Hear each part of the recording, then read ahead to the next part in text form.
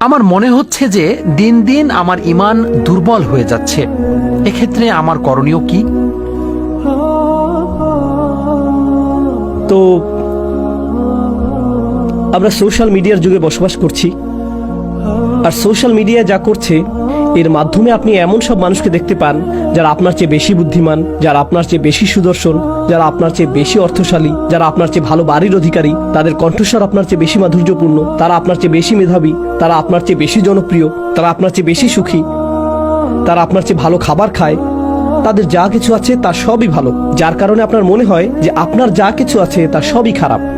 আর তখন আপনি আল্লাহর কাছে বলেন, ও আল্লাহ, তাদের জীবন এত ভালো কেন, আমার জীবন এত খারাপ কেন? দিন দিন আমার ঈমান দুর্বল হয়ে যাচ্ছে। সম্ভবত আপনার উচিত কিছু সময়ের জন্য টিকটক বন্ধ রাখা, আপনার ঈমানের অবস্থার উন্নতি হবে। শয়তান চায় যে আপনি তুলনার মধ্যে জীবন অতিবাহিত করুন। প্রথম থেকেই সে নিজেকে আদম আলাইহিস সালামের সাথে তুলনা করেছিল, এটাই তাকে ধ্বংস করেছে। আর আপনি জানেন কি হচ্ছে এখন?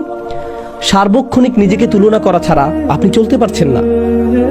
মেয়েরা নিজেকে অন্য মেয়ের সাথে তুলনা করছে এবং বলছে, অমুক আমার চেয়ে লম্বা, অমুক আমার চেয়ে চিকন, অমুকের ত্বক আমার চেয়ে ভালো, অমুককে মানুষ বেশি পছন্দ করে, অমুকের দাঁত বেশি সুন্দর, অমুকের জামা কাপড় বেশি সুন্দর, অমুকের বিয়ে হয়ে গেছে, ও মাই গড, অমুকের বাচ্চা হয়ে গেছে, আমার এখনো বিয়েই হয়নি, অমুক পড়ালেখা শেষ করে ফেলেছে, আমি এখনো ফার্স্ট ইয়ারই শুরু করিনি। সার্বক্ষণিক তুলনা আপনাকে ধ্বংস করে ফেলেছে এবং আপনার ঈমান ধ্বংস করে ফেলেছে। এই কারণে আপনি লক্ষ্য করছেন না যে আপনার কি আছে, আপনি সব সময় লক্ষ্য করছেন অন্য মানুষের কি আছে, আর তখন আপনার যা আছে তা আপনার কাছে নগণ্য মনে হয়।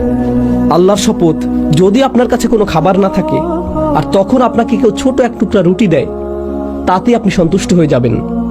কিছু না থাকার চেয়ে সামান্য কিছু থাকাও ভালো। কিন্তু আপনার কাছে যদি সেই এক টুকরা রুটি থাকে আর আপনি তাকিয়ে দেখেন যে অন্য একজনের কাছে আরো বড় রুটির টুকরা আছে, তখন সহসাই সেই এক টুকরা রুটিতে আপনি আর সন্তুষ্ট থাকবেন না।